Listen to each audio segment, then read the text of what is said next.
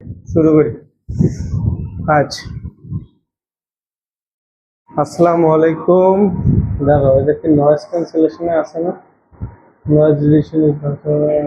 হ্যাঁ, ঠিক আছে।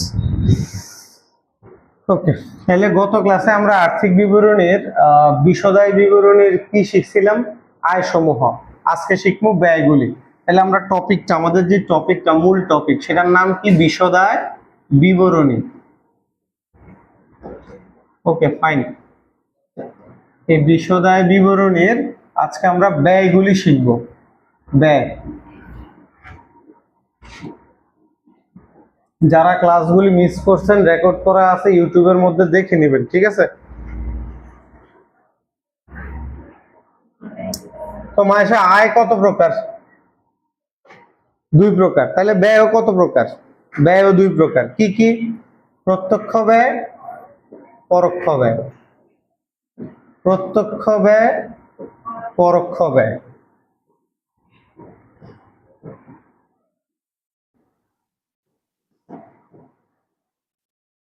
তো প্রত্যক্ষ ব্যয়, এটার আরেকটা নাম আছে। এটার আরেকটা নাম কি? প্রত্যক্ষ ব্যয়ের আরেক নাম কি সবাই?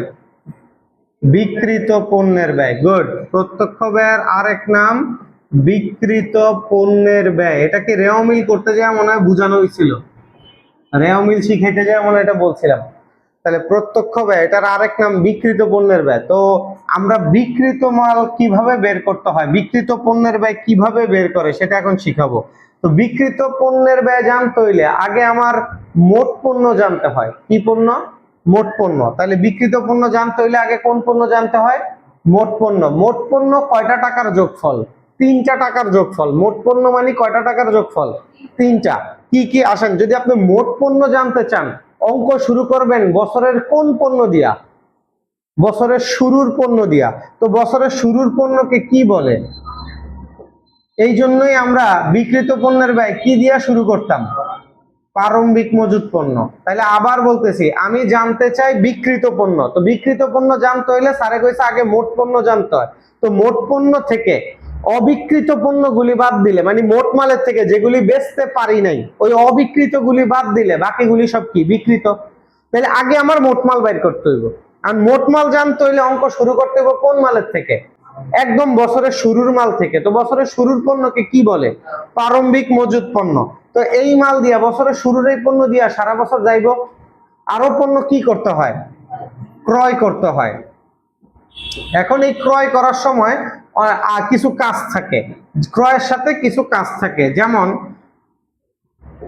অনেক সময় মাল কেনার পরে আমরা ফেরত দেই, যেটাকে আমরা বলি ক্রয় ফেরত। মাল কেনার পরে ফেরত দিলে এটাকে কি বলে? ক্রয় ফেরত। আমার ক্রয়কে কি করে? হ্রাস করে, ব্যয়কে হ্রাস করে, ব্যয়কে কমায়। এই জন্য এটা ক্রয় থেকে বাদ দিতে হয়। এরপরে ক্রয় থেকে ক্রয় করার সময় আমরা কি পাইতে পারি? ডিসকাউন্ট বা কি বাট্টা, যেটাকে বলে ক্রয় বাট্টা। এই ক্রয় বাট্টাও ক্রয় থেকে কি করতে হয়? বাদ দিতে হয়। এটাও আমার ক্রয়কে হ্রাস করে। আর একটা জিনিস, এই যে এই দুইটা বাদ দেওয়ার সময় তুমি কোথায় খুঁজবা? রেওয়া মিলে। কালকে এরকম কিন্তু একটা বলছিলাম যে বিক্রয় থেকে বিক্রয় ফেরত বাদ, বিক্রয় বাট্টা বাদ, এগুলি কই খুঁজতে হয়? রেওয়া মিলে। তাহলে ক্রয় থেকে ক্রয় ফেরত বাদ, ক্রয় বাট্টা বাদ। এরপরে কি আছে দেখেন, অলিখিত ক্রয় থাকলে যোগ, অলিখিত ক্রয় থাকলে যোগ।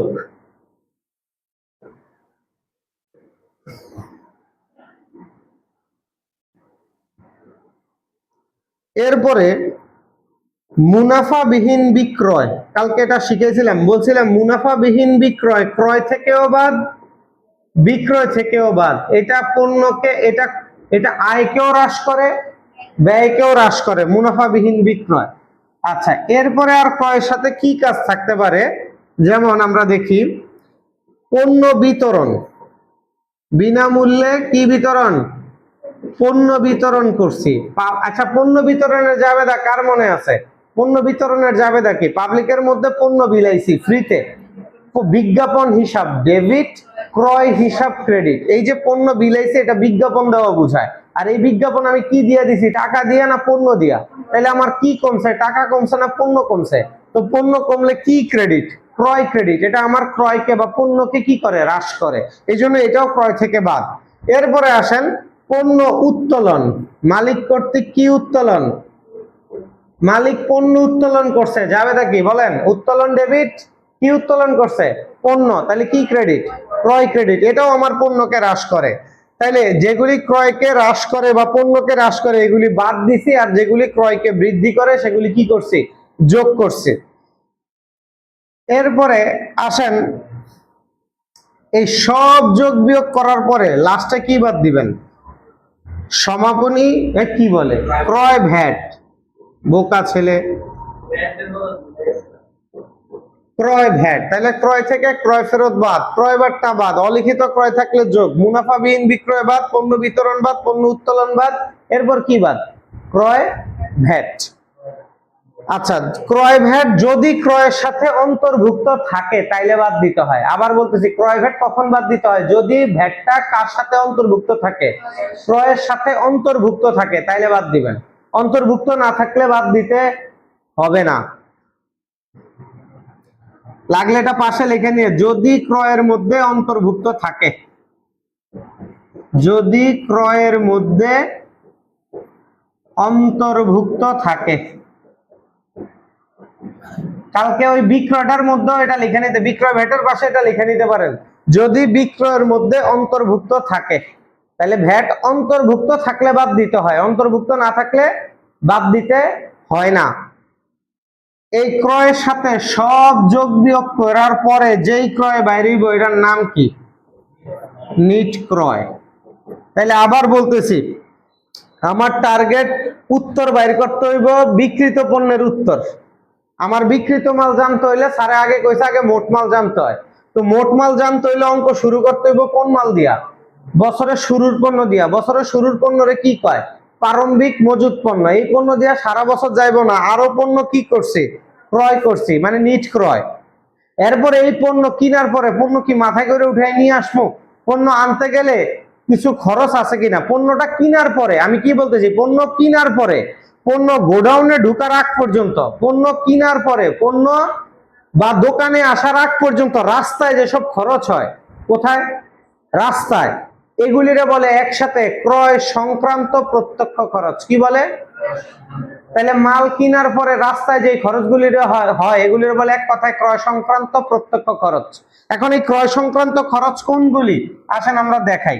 তাহলে আগে আমরা হেডিং দিয়ে নেই, ক্রয় সংক্রান্ত প্রত্যক্ষ খরচ।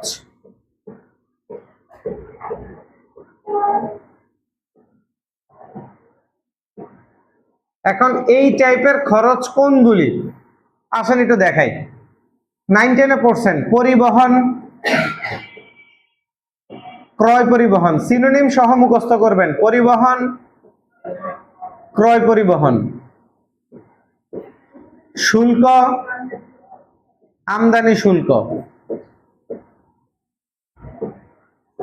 হ্যাঁ ইমার্জেন্সি, তাহলে যাও, জাহাজ ভাড়া, জলযান ভাড়া,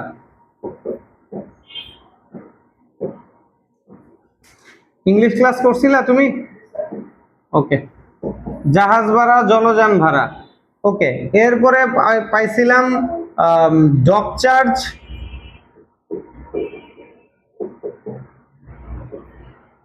বন্দর খরচ, পণ্য খালাসের খরচ।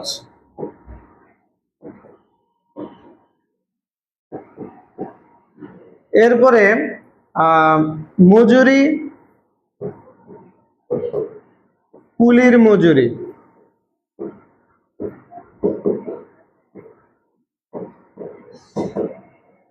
এই কয়টা প্রায় 11টার মতো লিখছি, ঠিক আছে। এইগুলি ছাড়াও আরো নতুন ইন্টারে আমরা কিছু অ্যাড করতে পারি, যেমন আমদানি শুল্ক বাদে আরেকটা নাম বলা যায় ক্রয় শুল্ক। কি শুল্ক, ক্রয় শুল্ক। এরপরে বলতে পারি নগর শুল্ক। কি শুল্ক, নগর শুল্ক। এরপরে দামি পণ্যের উপরে কোন শুল্ক ধরা হয়, আবগারি শুল্ক। নগর শুল্ক, আবগারি শুল্ক। পরিবহন, ক্রয় পরিবহন, শুল্ক, আমদানি শুল্ক, ক্রয় শুল্ক। আচ্ছা, ক্রয় পরিবহনের আরেকটা নাম আছে আন্তঃপরিবহন। ক্রয় পরিবহনের আরেক নাম কি? আন্তঃপরিবহন। নগর শুল্ক, আবগারি শুল্ক লিখছি। আচ্ছা, এতটুকু কোনো কোশ্চেন আছে? এখন শুনেন একটা কথা বলি। তাইলে এই যে মালগুলি, এই খরচগুলি কখন হয়? মাল কেনার পরে, দোকানে ঢুকার আগে, রাস্তায় এই খরচগুলি হয়। এখন কালকে আমরা আলোচনা করলাম মাইশা, যে ধরন অনুযায়ী ব্যবসা কয় প্রকার? 3 প্রকার। কি কি? সেবামূলক ব্যবসা, তারপরে কি ক্রয় বিক্রয়কারী ব্যবসা, এরপর হইলো উৎপাদনমূলক ব্যবসা। এখন আমি একটু তোমারে বলি, ক্রয় বিক্রয়কারী হচ্ছে যারা কিনাই না বিক্রি করে, আর উৎপাদনকারী কারা? যারা বানায়া বিক্রি করে। কাঁচামাল কিনাই না, কাঁচামাল রে পণ্যে রূপান্তর করে তারপর কি করে? বিক্রি করে। এরা কারা? উৎপাদনকারী। এখন এরা যে কাঁচামাল কিনে আনে, কাঁচামাল কিনাই না, কাঁচামালটারে কিসে রূপান্তর করে? পণ্যে, ভোগ্য পণ্যে রূপান্তর করে। এখন এই পণ্যে রূপান্তরের সময় যেই খরচগুলি হয়, এগুলিও প্রত্যক্ষ খরচ। তাহলে আমাকে একটু উত্তর দেন তো, আপনি কেউ আছে কিনাই না বিক্রি করে, ওরা পণ্য কিনাই না পণ্য বিক্রি করে, যারা কেনা বেচামূলক ব্যবসা। যেমন মুদি দোকানদার, হ্যাঁ কি খেতেতে চাইলে না তারপর বেচে, না আড়তের থেকে চাল কিনাই না তারপর বিক্রি করে? তো তার কিন্তু এই খরচগুলি হয়। কথা বুঝাইতে পারছি কিনা? কিন্তু যে লোকে বানিয়া বিক্রি করে, সে কি পণ্য কিনাই না পণ্য বেচে, না কাঁচামাল কিনে আনে? কাঁচামাল কিনতে গেলে কি তার এই খরচগুলি হয় না? আপনি হ্যাঁ বা না বলেন। তার এই খরচগুলি তো কাঁচামাল কিনতে গেলেও হয়। জাহাজ ভাড়া দেওয়া লাগতে পারে, তার গাড়ি ভাড়া দেওয়া লাগতে পারে, মজুরি দেওয়া লাগতে পারে কাঁচামাল কিনতে গেলে। তাহলে কি শুধু কি পণ্য কিনতে গেলে এই খরচ, না যে বানায়া বিক্রি করে তারই খরচ আছে? তারই খরচ আছে। কিন্তু কথা হইলো, যে বানায়া বিক্রি করে তার তো একটা কারখানা আছে, তার পণ্যগুলিরে, কাঁচামালগুলিরে কিসে রূপান্তর করতে হয়? পণ্যে রূপান্তর করতে গেলে আরো কিছু এক্সট্রা কি আছে? খরচ আছে। কিন্তু মুদি দোকানদার, তার কি কোনো কারখানা আছে? সে তো ডাইরেক্ট পণ্য কিনে না, রেডিমেড পণ্য কি করে? বিক্রি করে। সে কি পণ্যরে আর কোনো রূপান্তর করা লাগে কোনো কিছুতে? না ডাইরেক্ট ভোগ্য পণ্য কিনে আনে, সে ডাইরেক্ট ভোগ্য পণ্য কিনে আনে, ওই পণ্য বিক্রি করে। কিন্তু যেই লোকে বানিয়ে বিক্রি করে, সে তো কাঁচামাল কিনে আনে। কাঁচামাল কেনার সময় তার এই খরচ আছে। ওই কাঁচামালরে আবার সে কিসে রূপান্তর করে? পণ্যে রূপান্তর করেন। পণ্যে রূপান্তর করতে যায় কারখানার মধ্যে তার কিছু খরচ আছে। আমি এটাই বলতে চাচ্ছি, পণ্যে রূপান্তর করতে গেলে তার কারখানার মধ্যে কিছু কি আছে? ওই কারখানার পণ্যে রূপান্তর করতে গেলে কারখানার মধ্যে যে খরচ হয়, এগুলিও প্রত্যক্ষ খরচ। যেমন গ্যাস, পানি ও বিদ্যুৎ শক্তি। গ্যাস, পানি ও কি শক্তি বলো? বিদ্যুৎ শক্তি। আম্মু, বিদ্যুৎ শক্তি, এই শক্তি ওয়ার্ডটা যখন ইউজ করব, দেখবা অঙ্কের মধ্যে বুঝবো এটা কারখানার অঙ্ক।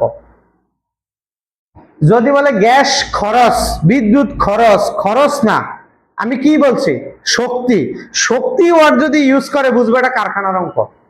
কারণ আমার আব্বুর ইন্ডাস্ট্রি ছিল, আমি জানি। আমাদের যেমন বাসা বাড়িতে আমরা যে কারেন্ট চালাই, এইটা বিজনেস ভাবে কি আমরা ওই ওই ইউনিট ধরে আমগরে, যে ইউনিট ব্যবসায়ীদের ধরে? আমগো তো বাসা বাড়ির ইউনিট আলাদা। আর যারা কারখানায় কারেন্ট ইউজ করে, ওদের কারেন্টটা কি রকম হয় আমি একটু বলি। আমার আব্বুর ইন্ডাস্ট্রি ছিল পল্লী বিদ্যুতের আন্ডারে কাশপুরে। আপনি কারখানা চালাইলেও যেই কারেন্টের বিল দিতে হইব, কারখানা না চালাইলেও, কারেন্ট না চালাইলেও ওই বিল দিতে হইব। 40,000 টাকা ফিক্স ছিল ওই সংখ্যার সময়, আজ থেকে 20 বছর আগে। এখন তো হয়তো আরো বেশি। ইন্ডাস্ট্রিয়ালিস্টদের জন্য, শিল্পপতি যারা শিল্প কারখানা চালায়, এদের কিন্তু কারেন্ট বিল কি থাকে, আবার বলতেছি, ফিক্সড। তো ওদের জন্য কারেন্ট বিলটারে আসলে ওরা কারেন্টটারে কি রাখে? শক্তি। এদেরটা অ্যাভেলেবল, কোথাও কারেন্ট থাকুক না থাকুক, ইন্ডাস্ট্রিতে কিন্তু কারেন্ট অ্যাভেলেবল। এগুলো উৎপাদন করতে হয় না। কথা বুঝাইতে পারছি কিনা? হ্যাঁ, ওটা আনলিমিটেড, কোনো লিমিট নাই। তুমি আমি কিন্তু প্রিপেড মিটার চালাই, টাকা বললে কারেন্ট আছে, না বললে কারেন্ট নাই। হ্যাঁ, এমন না, এখন সব আনলিমিটেড। তাহলে গ্যাস, পানি, এই যে আমরা গ্যাস পাই না, লাইনের গ্যাস, আসলে ওই গ্যাস কোথায় দিতে আছে? ইন্ডাস্ট্রিয়ালিস্টদের, ওদের গ্যাস আনলিমিটেড। তাহলে গ্যাস, পানি, বিদ্যুৎ শক্তি, মানে এক কথা হেরা এই তিনটা জিনিসটা কিভাবে ইউজ করে, কমার্শিয়াল ভাবে। কিভাবে? কমার্শিয়াল ভাবে। যেমন আমার এই বাসার পানিটা কিন্তু আনলিমিটেড, বুঝছেন? কিন্তু পানিটা কিন্তু আমি কমার্শিয়াল ভাবে ইউজ করি। পানিকে আমার টাইমের পানি টাইমে দেয়। ঢাকা শহরে অনেক এলাকায় গেলে দেখবেন এখনো বাড়িওয়ালারা 2 বেলা মাপ একদম পানি উঠায়। এরকম এলাকা আছে ওয়ারির দিকে, ওয়াসা। আরে ওই যে পানি উঠাইতে গেলে কারেন্ট বিল উঠে, এই জন্য বাড়িওয়ালা টাইম টু টাইম কয় মিনিট পানি মানে কয়বার পানি দেয় দিনে? 2 বার। তো ড্রাম বালতি মালতি সব ভরে রাখতে হয়। বেশি না, খিলগাঁও গেলে দেখা যায়। আমি খিলগাঁও ছিলাম, এই জন্য আমার জন্ম খিলগাঁওতে, আমি জানি। কথা বুঝতে পারছি কিনা? তো কিন্তু ইন্ডাস্ট্রিয়াল এরিয়া কিন্তু এরকম হয় না। যেমন আমার এই পুরাটা বিল্ডিং আমি কোচিং এর জন্য ব্যবহার করি। এখানে পানিটা কিন্তু কি আনলিমিটেড। হয়তো বিদ্যুৎটা আনলিমিটেড না, ওইটা আমি আমার টাকা দিয়ে ইউজ করতে হয়। গ্যাসও আনলিমিটেড না, গ্যাস কিন্তু আমার কিনে আনতে হয়। যতটুকু কিনি এতটুকুই চালাইতে পারি, কিন্তু পানিটা আনলিমিটেড, কমার্শিয়াল ভাবে ইউজ করতেছি। তাহলে যখন দেখবা গ্যাস, পানি, বিদ্যুৎ, শক্তি লেখা থাকবো, বুঝবা এটা কি কারখানার জন্য খরচ করা হইতেছে, এটা কারখানার অঙ্ক। তারপরে আসেন আলো খরচ, লাইটিং কস্ট। আলো খরচ, লাইটিং কস্ট ইন্ডাস্ট্রিতে লাগে। তারপরে বিশেষ প্যাকিং খরচ। শুধু প্যাকিং খরচ যদি লেখা থাকে মাইশা, শুধু কি প্যাকিং খরচ, তাহলে বুঝবে এটা পরোক্ষ খরচ। আমরা কিন্তু ব্যয় পড়তাছি, ব্যয় কয় প্রকার? প্রত্যক্ষ ব্যয়। তুমি এখন কোন ব্যয় পড়তাছ? প্রত্যক্ষ। শুধু প্যাকিং খরচ লেখা থাকলে স্যারে কইছে পরোক্ষ, কিন্তু যদি লেখা থাকে বিশেষ প্যাকিং খরচ, তাহলে এটা হয়ে যাবে প্রত্যক্ষ। এগুলি বিশেষ দেখলে বুঝবে এটা কারখানার অঙ্ক। মানে এই যে জিনিসগুলি, এই যে গ্যাস পানির পরে যেগুলি লিখতেছি, এটি সবই কোন অঙ্কে থাকতে পারে? কারখানার অঙ্কে। তাহলে কারখানা আলাদা, উপরে টিও আছে, লগে এক্সট্রা কিছু আছে, কিন্তু এগুলি আবার কাদের হয় না? দেখি কদি ক্রয় বিক্রয়কারী আলাদা, এগুলি নাই, এগুলো তো কারখানা নাই। তাইলে আসেন আমরা এটা পাইলাম। এরপরে আরেকটা লিখি, ড্রয়িং অফিস বেতন। কি নাম? ড্রয়িং অফিস বেতন।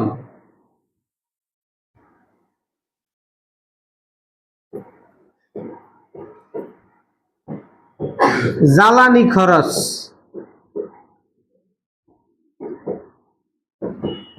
বিভিন্ন বিল্ডিং করে আর্কিটেকচাররা, আর্কিটেকচার ইঞ্জিনিয়ার করে কাজ দেয়। একটা গাড়ি কোম্পানি, বড় গাড়ির বানানোর ইঞ্জিনিয়ার আছে না নাই? বিল্ডিং বানানোর ইঞ্জিনিয়ার আছে না নাই? এই ইঞ্জিনিয়াররা প্রথমে কি ধরি যে বিল্ডিং বানিয়ে এলায়, গাড়ি বানিয়ে এলায়, না আগে নকশা করে? নকশা করে। যেটা আগে করতো পেন্সিল দিয়ে, এখন করে ওই যে 3D কম্পিউটারে ড্রয়িং। এখন বলেন ওই যে ইঞ্জিনিয়ারে ম্যাপটা আঁকছে, ড্রয়িংটা করছে, হ্যাঁ রে কি মাগনা কাম করতেছে না রে? এটার জন্য খরচ দিতে হয়, বেতন দিতে হয়। এই বেতনটা পণ্যের সাথে জড়িত কি জড়িত না? পণ্য বানানোর সাথে জড়িত কি জড়িত না? জড়িত, কারণ গাড়ি বানানোর সাথে তার নকশাটা কি জড়িত। এই জন্য এটা প্রত্যক্ষ খরচ। আর এইসব খরচ কেনা বেচা লাগো নাকি কারখানার ওই যে যারা বানায় বেচা এদের উৎপাদনকারীদের? জ্বালানি খরচ কাদের লাগে? উৎপাদনকারীদের। ও আচ্ছা, শেষ। ইমা আইসিটি শুরু করো। আচ্ছা, এরপরে আরেকটা লিখতে পারি। ধরেন আপনি একটা জিনিস আবিষ্কার করছেন, যেমন বিল গেটস কি আবিষ্কার করছিল? কম্পিউটার চলে কোন অপারেটিং সিস্টেমে? নাম কি? মাইক্রোসফট। মাইক্রোসফটের আবিষ্কারকের নাম কি? Bill Gates. পৃথিবীর একসময় সর্বোচ্চ ধনী লোক ছিল। তো এখন এই বিল গেটস যখন এটা আবিষ্কার করলো, বিল গেটসের থেকে এটা কিন্তু কিনা নিতে চাইছিল বিভিন্ন কোম্পানি, একবারে কিনা নিতে চাইছিল। বিল গেটস কইছে না, এটা আমি একবারে বেচবো না, আপনারা চাইলে আমার আবিষ্কারটা ইউজ করতে পারেন, আমি আপনাকে এটা ভাড়া দিব, যতদিন চালাইবেন এতদিন আমার ভাড়া দিতে হইব। তো পৃথিবীতে যত কম্পিউটার তৈরি হইতেছে সবদেরই অপারেটিং সিস্টেম কি? মাইক্রোসফট। মানে পৃথিবীতে কিয়ামত পর্যন্ত যত কম্পিউটার তৈরি হইব, যারা কম্পিউটার ইউজ করব, সবই তো মাইক্রোসফট দিয়ে ইউজ করতে হইব। আর কিয়ামত পর্যন্ত ওই লোকে কি পাইতে থাকবো? এটা তা ভাড়া পাইতে থাকবো, টাকা পাইতে থাকবো। এই যে কারো আবিষ্কার তুমি তোমার প্রতিষ্ঠানের মাল বানানোর জন্য ইউজ করতেছো, এই জন্য তারে মাসে মাসে একটা স্যালামি দিচ্ছ, এটাকে বলে রয়্যালটি বা রাজ স্যালামি। রয়্যালটি বা, তাইলে বলো এই স্যালামিটা মাল বানানোর সাথে জড়িত কিনা? ইংলিশে বলে রয়্যালটি। ইংলিশে কি বলে? রয়্যালটি। রয়্যালটি বা রাজ সালামি। তাহলে এগুলি আমার সবই কোথায় হচ্ছে মাইশা? উৎপাদনকারীদের। তারপরে আছে কারখানা সংক্রান্ত বিভিন্ন খরচ, কারখানা সংক্রান্ত খরচ, উৎপাদন খরচ, এগুলি সবই উৎপাদন খরচ।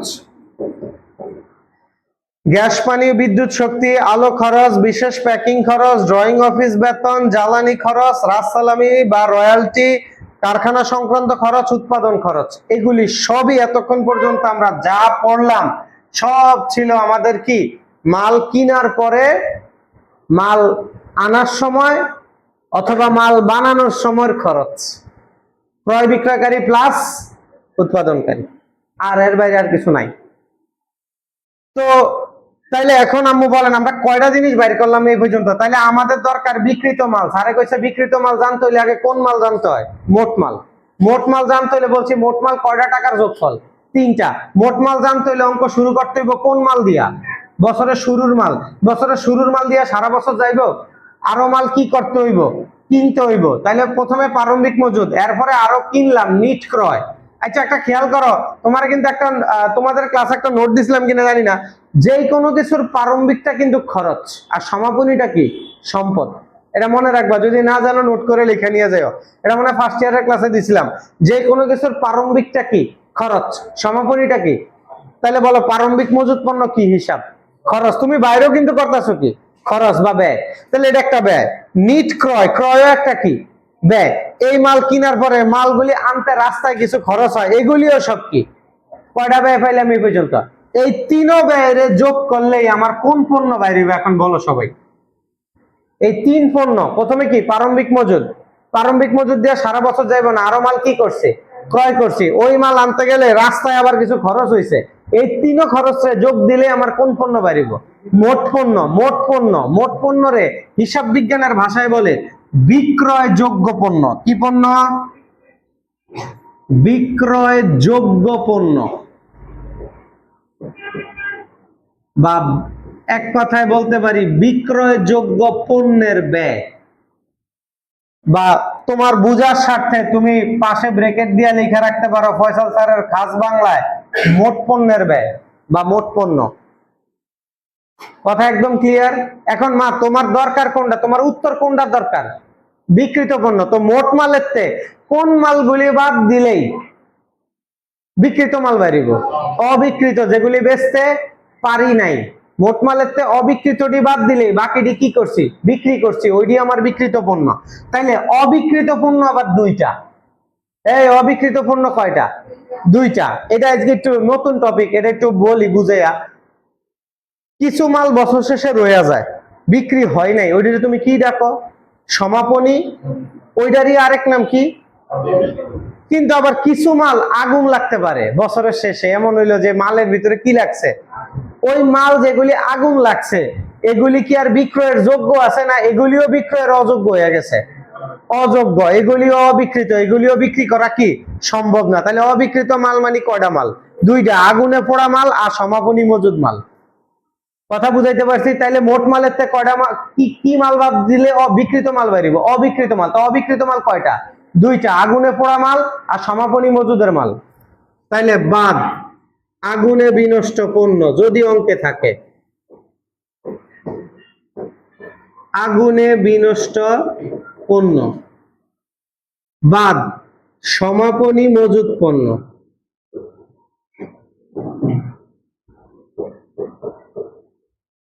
বা অবিকৃত পণ্য। পড়া বুঝছি কি বুঝি নাই? শুনেন আরেকটা কথা বলি। অনেকে কইব স্যার আগুনে পোড়া মালের যাবে যা তো পড়ে আইছি 9 10 এর এটা নিয়ে ক্লিয়ার করি আজকে, যেহেতু সেকেন্ড ইয়ার আছেন বিবিধ, কারণ অনার্সে উঠলেও আমাদের ঠিকই পড়তে হইব, ভুলটি পড়া যাইতো না। আর বর্তমানে আমাদের হিসাব বিজ্ঞান যেটা আইএফআরএস দ্বারা গঠিত ও পরিচালিত, এটা রেগুলার কিন্তু আপডেট হয়। কি হয়?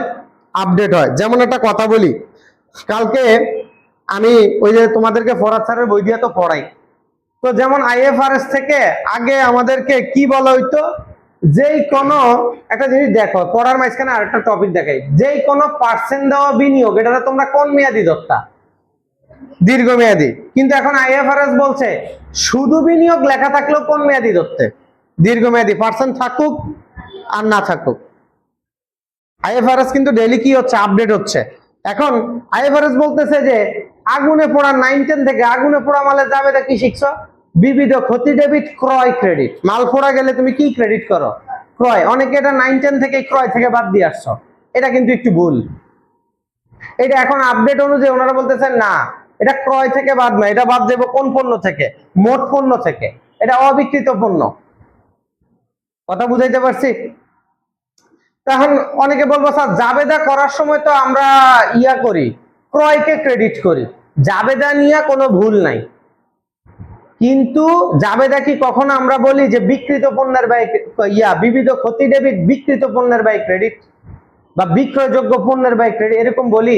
ওই নামে কোনো জাবেদা হয় না। জাবেদায় ক্রয় ক্রেডিট ওটা ঠিক আছে, কিন্তু অঙ্ক করার সময় ওইটা আপনি বাদ দিবেন মোট পণ্য থেকে, অবিকৃত পণ্যটা। তাইলে আগুনে পোড়া মালগুলিও অবিকৃত, এগুলিও বাদ দিতে হবে, সমাপনী মজুদ বাদ দিতে হইব। তাইলে মোট মালের থেকে অবিকৃত মাল বাদ দিলে কোন মাল বাইরিব? বিকৃত মাল, বা যেটাকে আমরা বলি বিকৃত পণ্যের ব্যয়। তাইলে পুরা জিনিসটারে যদি আমি একটু সংক্ষেপ করে আনি, একদম ছোট করে আনি, দেখি এক জায়গায় করতে পারি কিনা। হ্যাঁ, এক জায়গায় করা গেছে কিছুটা, এই তো। তাইলে অঙ্ক শুরু করছিলাম কোন পণ্য দিয়া? প্রারম্ভিক মজুদ পণ্য। এই পণ্য দিয়া সারা বছর যাইব না, আরো মাল কি করছি? ক্রয় করছি। ক্রয় করার পরে রাস্তায় কিছু খরচ হয়েছে, এই তিনটা খরচ যোগ দিছি, আমার কোন পণ্য বাইরিছে? মোট পণ্য বা বিক্রয়যোগ্য পণ্য। মোট পণ্য থেকে কোন পণ্যগুলি বাদ দিলে বিকৃত পণ্য বাইরিব? অবিকৃত পণ্য। তো অবিকৃত পণ্য কয়টা? দুইটা, আগুনে পোড়া মাল আর কি সমাপনী মজুদ পণ্য। শেষ। পড়া অ্যাকুরেটলি সবাই বুঝছেন কিনা বলেন? আরো কোনো কোশ্চেন আছে? তাহলে বিকৃত পণ্যের ব্যয়ের আরেক নাম কি আপিয়া? এই মাত্র পড়াইলাম। ব্যয় কত প্রকার? প্রত্যক্ষ ব্যয়। প্রত্যক্ষ ব্যয়ের আরেক নাম কি? তাহলে বিকৃত পণ্যের ব্যয় বাইর করা শিখলেন, মানে কোন ব্যয় শেষ?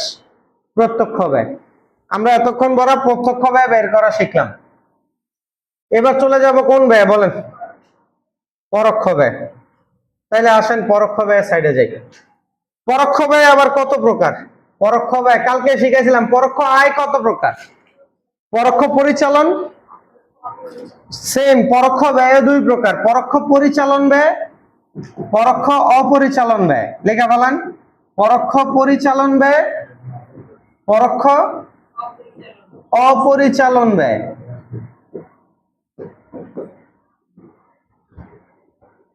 পরোক্ষ পরিচালন ব্যয়, পরোক্ষ অপরিচালন ব্যয়। লেখা কমপ্লিট?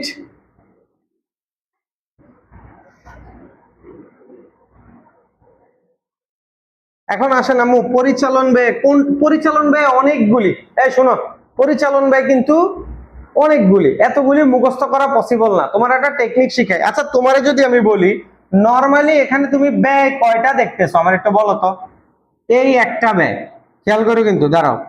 এই একটা ব্যয়, এই একটা ব্যয়, আর এই একটা ব্যয়, টোটাল মিলে অঙ্কে তোমার ব্যয় কয়টা? তিনটা। বিকৃত পণ্যের ব্যয়, পরিচালন ব্যয়, অপরিচালন ব্যয়। তুমি কষ্ট করে দুইটা ব্যয় মনে রাখবা বা মুখস্থ রাখবা। একটা হচ্ছে কি, আরেকটা কি? এই দুই ব্যয়ে তুমি যেসব জিনিস পড়ো নাই, লাস্ট বেঞ্চ এদিক তাকান, এই দুই ব্যয়ের মধ্যে যেগুলি তুমি পড়ো নাই ওইগুলি কোন ব্যয়? পরিচালন ব্যয়। তাহলে তোমার ভালো করে মুখস্থ থাকতে হইব কয়টা ব্যয়? দুইটা ব্যয় ভালো করে মুখস্থ থাকতে হইব। একটা হলো বিকৃত পণ্যের ব্যয়, আর একটা হলো অপরিচালন ব্যয়। এই দুই ব্যয় যার মুখস্থ, বাকি সব কোন ব্যয়? ওইগুলি আর আলাদা করে মুখস্থ করার লাগে না, দরকার নাই। তবে আমি এটা বুঝার জন্য বলে রাখি যে পরিচালন ব্যয় কোন টপিকগুলি বসে। পরিচালন ব্যয় দুইটা টপিক বসে, লেখা রাখেন। একটা হচ্ছে অফিস ও প্রশাসনিক খরচ। কি?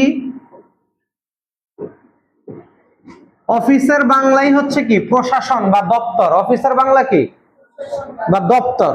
তাহলে অফিস ও প্রশাসনিক খরচ। যেমন মা বলো তো, মনিহারি। মনিহারি কোনগুলি? মনিহারি কি? কাগজ কলম খাতা, এগুলি কোথায় থাকে? অফিসে, তাহলে এটা মনিহারি একটা কি হিসাব, মানে এটা একটা কি খরচ না বা ব্যয় না, তাহলে এটা অফিসের ব্যয়। আর অফিসের ব্যয়গুলি কোথায় বসে? বেতন কারে দেন? কর্মচারী কই থাকে? তাইলে বেতনটা অফিসের খরচ, মানে বেতন কই বসবে? এগুলি অনেকগুলি, এতগুলি মুখস্থ রাখা কি না সম্ভব না, এগুলি টেকনিক করে আর কি আমরা বের করে বসায় দিব। ওই যে আবার টেকনিক আরেকটা শিখিয়ে দিলাম, কয়টা ব্যয় মুখস্থ থাকতে হইব? ওর বিক্রিত পণ্যের ব্যয় আর অপরিচালন ব্যয় যদি মুখস্থ থাকে, বাকি সব কোন ব্যয়? শেষ। মানে যেইগুলি এটার মধ্যে, এই দুইটার মধ্যে পড়েন নাই, ওইগুলি আপনার পরিচালন ব্যয়। এরপরে আরেকটা লেখেন, বিক্রয় ও বিতরণ খরচ। এই গ্লাসটা খুলে দাও। বিক্রয় ও বিতরণ খরচ, বিক্রয় ও কি বিতরণ খরচ লিখছি। মাল বিক্রি করার সময় যেই খরচ হয় এগুলিরে বলে বিক্রয়।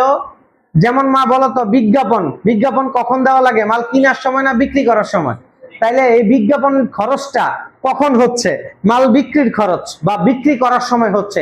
তাহলে বিজ্ঞাপন কোন ব্যয়ে বসবে? পরিচালন ব্যয়। সেলসম্যান বাংলায় কি বলে? বিক্রয় কর্মী। বিক্রয় কর্মীর কমিশন আয়না ব্যয়। তো বিক্রয় কর্মীরা কমিশন কখন দেন? মাল কিনতে গেলে না বিক্রি করতে পারলে? বিক্রি করতে পারলে ওরে কমিশন দেন। তাহলে এটাও বিক্রয় করার সময় খরচ, মানে এটাও কোন ব্যয়ে বসবে? পরিচালন ব্যয়। কুরিন চিনেন তো, অনাদায়ী পাওনা। অনাদায়ী পাওনা মানে কি? দেনাদারে টাকা মাইরা দিছে। আচ্ছা, দেনাদারে টাকা মারার অপশনটা পাইছে কখন? যখন ওর কাছে বিক্রি করছিলাম, বিক্রি করছে এরই টাকা মারছে। তাহলে এই খরচটাও, এই ক্ষতিটাও কখন হচ্ছে? বিক্রি করার সময়। তাহলে কুরিনটাও কোন ব্যয়ে বসবে? একদম ক্লিয়ার হইছে? আচ্ছা, এই তুমি বুঝছো বাবা? কোনো কোশ্চেন আছে এই পর্যন্ত? এরপরে আসেন, অপরিচালন ব্যয় কয়টা? আসেন, অপরিচালন ব্যয় আছে 13-14টার মতো। আসেন এগুলি লিখে দিই। বিসমিল্লাহ, ওই দিনকার মতো আগে শুরু করি। আমরা আগে সুদগুলি লিখবো, মনে আছে? সুদ কিছু আছে আয়ের সুদ, কিছু আছে ব্যয়ের সুদ। আর একটা কথা বলছিলাম, সুদ কখনো পরিচালন হয় না, সুদ অলওয়েজ কি অপরিচালন। তাইলে কোন কোন সুদ আছে ব্যয়ের সুদ আমরা একটু দেখি। ঋণের সুদ, ঋণপত্রের সুদ,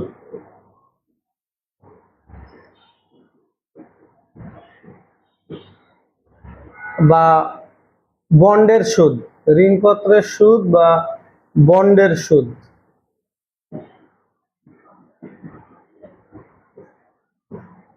ব্যাংক ঋণের সুদ।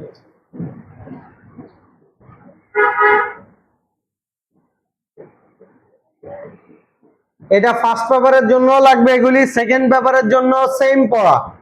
কথা বুঝাইতে পারছি? আমরা এখন আর্থিক বিবরণী 40 মার্ক, এই রোজায় যতদিন ক্লাস পাবো এটা আগে টাইপ করব আমরা। কথা বুঝাইতে পারছি? এরপরে অন্যান্য অধ্যায় নিয়ে আমরা পোস্টমর্টম শুরু করব। আগে আর্থিক বিবরণীর পোস্টমর্টম, আর্থিক বিবরণীর যা আছে খুঁটিনাটি সমন্বয় সব করে ফেলবো। এটার একটা পরীক্ষা নিয়ে নিব 40 মার্কের, ফার্স্ট পেপার থেকে 20। তারপরে যখন একদম পারফেক্ট, যে স্যার আমরা যে কোনো সময় দিলে আমরা পরীক্ষার হলে পারবো, আমরা প্রস্তুত আছি 40 মার্কের জন্য, তারপর আমরা অন্য অধ্যায় মুভ করে নিব। মানে এই মাস যাবে আর্থিক বিবরণীর মাস। কথা বুঝাইতে পারছি? যারা এই ক্লাসগুলি মিস করবেন তারা কিন্তু পড়া বহুত কিছু পিছিয়ে যাবেন। মানে কথা হলো আপনার 200 থেকে আপনার 40 পিছিয়ে যাবেন গা। এবার 160-এর ভিতরে পরীক্ষা দিয়েই তৈব। বুঝছো তুমি? ওকে। ঋণের সুদ, ঋণপত্রের সুদ, ব্যাংক ঋণের সুদ, মূলধনের সুদ,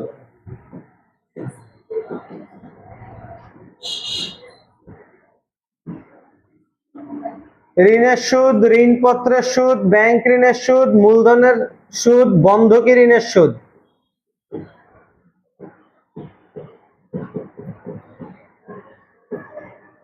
সুদ খরচ। খেয়াল করছো? ঋণের সুদ, ঋণপত্রের সুদ, ব্যাংক ঋণের সুদ, বন্ধকি ঋণের সুদ, তারপরে কি সুদ খরচ। ও আরেকটা ছিল ব্যাংক জমাতিরিক্তের সুদ। একটা কাজ করি, দাঁড়াও, এইটারে ঋণের সুদ, ঋণপত্রের সুদ, এইটারে একসাথে ঢুকিয়ে দেই, এই দুইটারে এটার সাথে ঢুকিয়ে দেই। আরে এটা কই বললো আবার?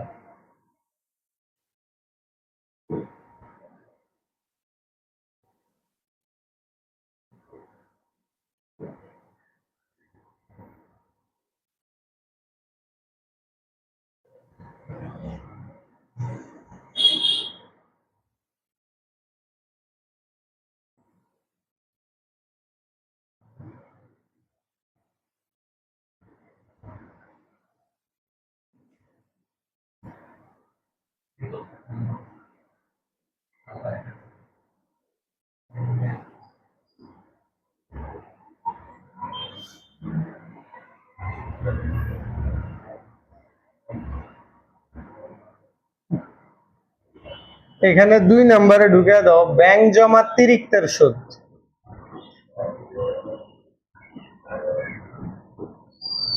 শেষ।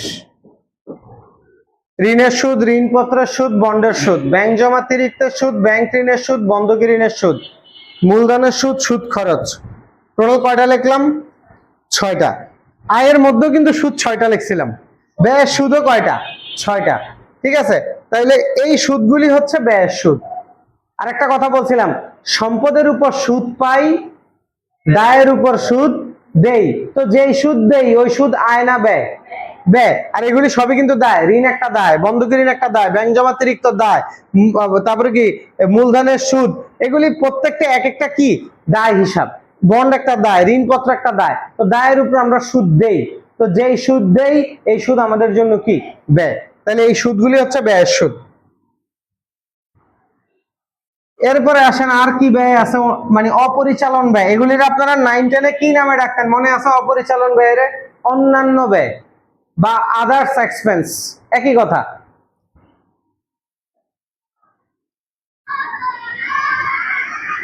প্রদেয় বিল নবায়নের খরচ,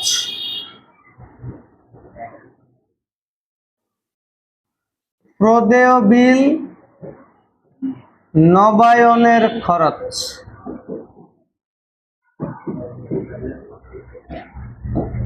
আদায় খরচ, ব্যাংক চার্জ। তারপরে মাইশা কালকে পড়ছিলা শিক্ষানবিশ স্যালামি ছিল আয়, তাহলে শিক্ষানবিশ ভাতা কি? ব্যয়, অপরিচালন ব্যয়। কালকে পড়ছিলা স্থায়ী সম্পত্তি বিক্রয়জনিত লাভ, আজকে হচ্ছে স্থায়ী সম্পত্তি বিক্রয়জনিত ক্ষতি, ক্ষতিটা হচ্ছে ব্যয়।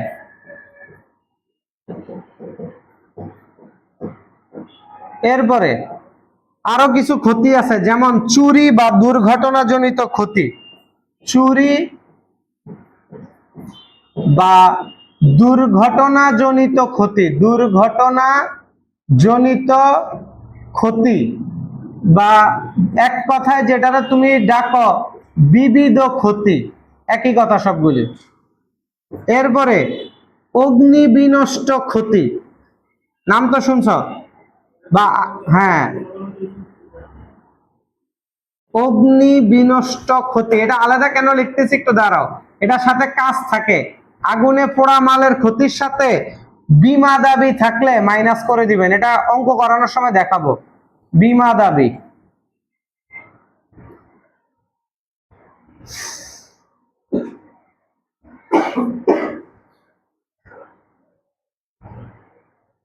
কয়টা হইল? 13টা। আর কোনোটা কি বাদ গেল?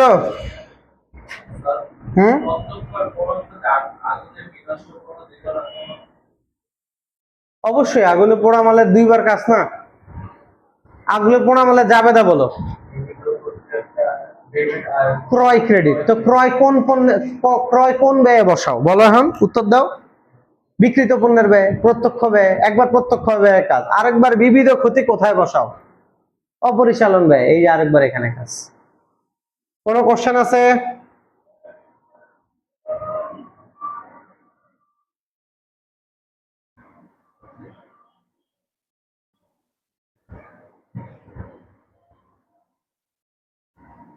আমাদের কোন ব্যয় কি বাদ গেল মাইশা? একটু আমরা দেখি, চেক দেই। হ্যাঁ, পিডিএফ এর মধ্যে ঋণের সুদ, ঋণপত্রের সুদ, বন্ডের সুদ, ব্যাংক ঋণের সুদ, বন্ধকি ঋণের সুদ, ব্যাংক জমাতিরিক্তের সুদ, মূলধনের সুদ, সুদ খরচ। ও সবগুলি লেখছি। ব্যাংক চার্জ, আদায় খরচ, প্রদেয় বিল নবায়ন খরচ, কোনোটাই বাদ যায়নি। শুধু একটাই রয়েছে লাস্টে, সেটা হচ্ছে কি বিবিধ খরচ। একটাই রয়েছে লাস্টে, ওটা হচ্ছে বিবিধ খরচ। কালকে একটা দেখাইছিলাম, লাস্টে কি ছিল? অপরিচালন আয়, বলো। অপরিচালন আয় লাস্টেরটা কি ছিল? বিবিধ আয়। তো আজকেরটা হচ্ছে কি বিবিধ ব্যয় বা বিবিধ খরচ বা অন্যান্য খরচ। শেষ। তাইলে আমরা জিনিসটা একটু ছোট করে নিয়ে আসি।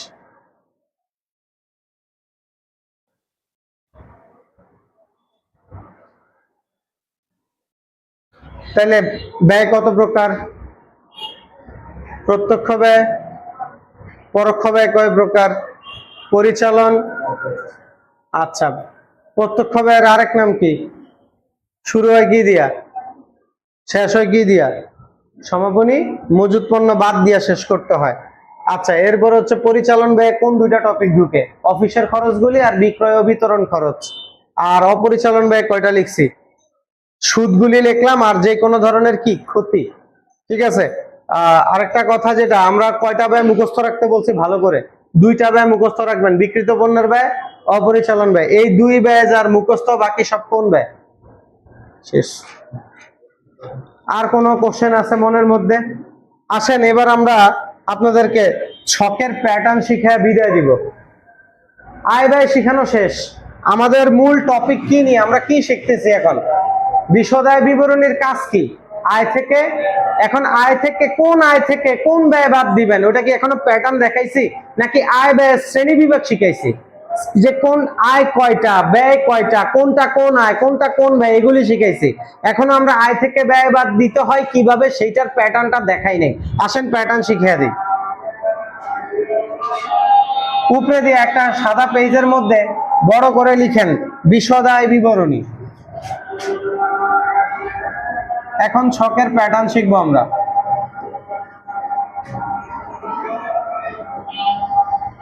বিশদ আয় বিবরণী।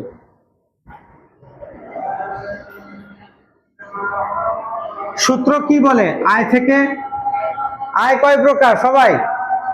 দুই প্রকার। প্রত্যক্ষ আয়। আগে সূত্র অনুযায়ী কোন আয় থাকবো? প্রত্যক্ষ আয় আগে না পরোক্ষ আয় আগে? প্রত্যক্ষ আয় আগে। তাহলে আগে প্রত্যক্ষ আয় দিয়ে অঙ্ক শুরু করব।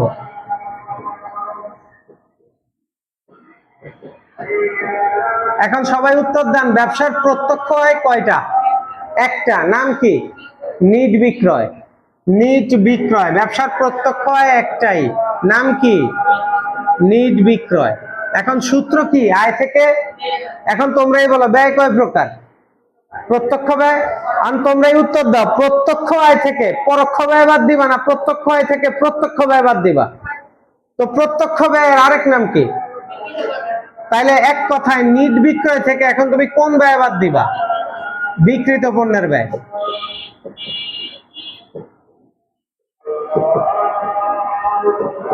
তাইলে আবার বিশদ আয় বিবরণীর কাজ কি? আয় থেকে। আয় কয় প্রকার? প্রত্যক্ষ আয়। অঙ্ক শুরু করবো কোন আয় দিয়া? প্রত্যক্ষ আয়। কারণ সূত্র কি বলে? প্রত্যক্ষ আয় থেকে কোন ব্যয় বাদ? প্রত্যক্ষ ব্যয়। তো প্রত্যক্ষ ব্যয়ের আরেক নাম কি? তাহলে আর প্রত্যক্ষ আয় ব্যবসা কয়টা? নাম কি? তাহলে এক কথা, এই প্রত্যক্ষ আয় নিট বিক্রয় থেকে প্রত্যক্ষ ব্যয়, যেটার আরেক নাম কি? নিট বিক্রয় থেকে এই বিক্রিত পণ্যের ব্যয় বাদ দিতে হবে। মানে এক কথা, প্রত্যক্ষ আয় থেকে প্রত্যক্ষ ব্যয় বাদ দিতে হবে। আর প্রত্যক্ষ আয় থেকে প্রত্যক্ষ ব্যয় বাদ দিলে যেই মুনাফা বের হবে তার নাম গ্রস প্রফিট। কি? Gross profit. বাংলায় কি বলে? মোট মুনাফা। বাংলায় কি বলে? এটা বিশদ আয় বিবরণীর কয় নাম্বার স্টেপ? 1 number step. এখন মাইশা উত্তর দেন, আপনারা কালকেই পড়ানো হয়েছে, আপনি কাদের বিশদ আয় বিবরণী শিখতেছেন? কাদের আয় বিবরণী শিখতেছেন?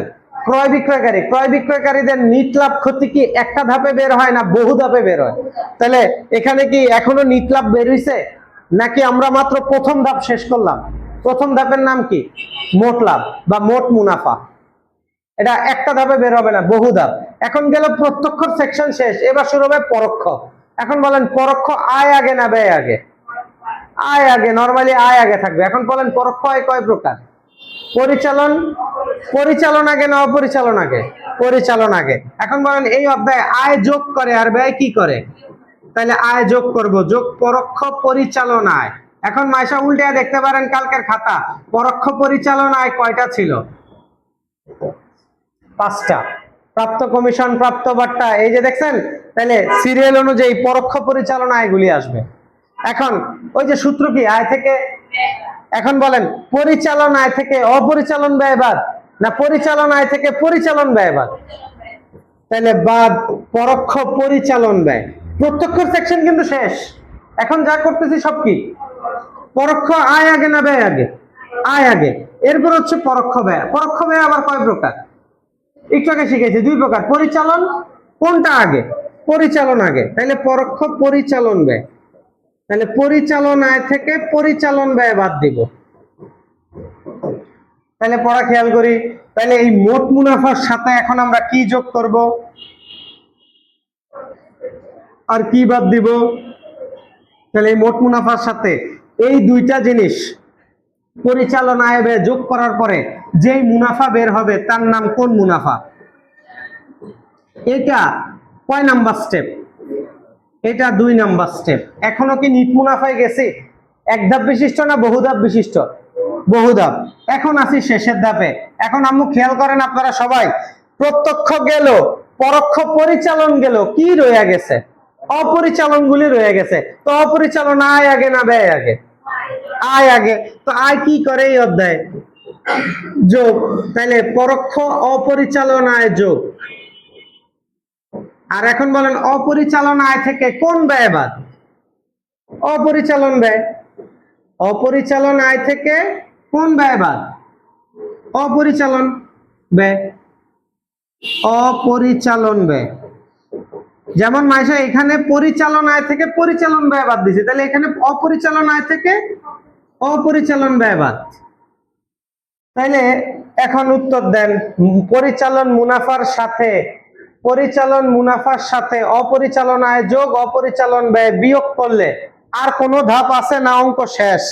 এইগুলি, এই দুইটা জিনিস, এটার সাথে এই দুইটা জিনিস যোগ বিয়োগ করার পরে যেই মুনাফা আসবে এটাই আমার কোন মুনাফা?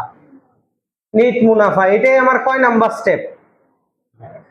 এই প্যাটার্ন অনুযায়ী আমার অঙ্ক করা লাগবে। বুঝছেন কিনা বলেন? তাইলে আপনারা যখনই বলবো বিশদায় বিবরণী করো, আপনি এই প্যাটার্ন লক দেখছেন না মোবাইলে? প্যাটার্ন লক যেমনি দিবেন এমনিই খুলবো, অন্যভাবে দিলে খুলবো? তাইলে এইটা যেভাবে সাজানো আছে এইভাবেই আপনার নাম তৈব। এখন ধরেন অঙ্কের ভিতরে আপনার মোট মুনাফার উত্তর দিয়ে দিল, তাহলে অঙ্ক কি আর আপনার নির্বিকৃত শুরু করবেন? মোট মুনাফা দিয়ে দিছে মানে কয় নাম্বার স্টেপ করে দিছে বেটারা? 1 নাম্বার। তাহলে মোট মুনাফার পরের তো অঙ্ক শুরু করতে হইব, মানে কই অঙ্ক শুরু করবেন?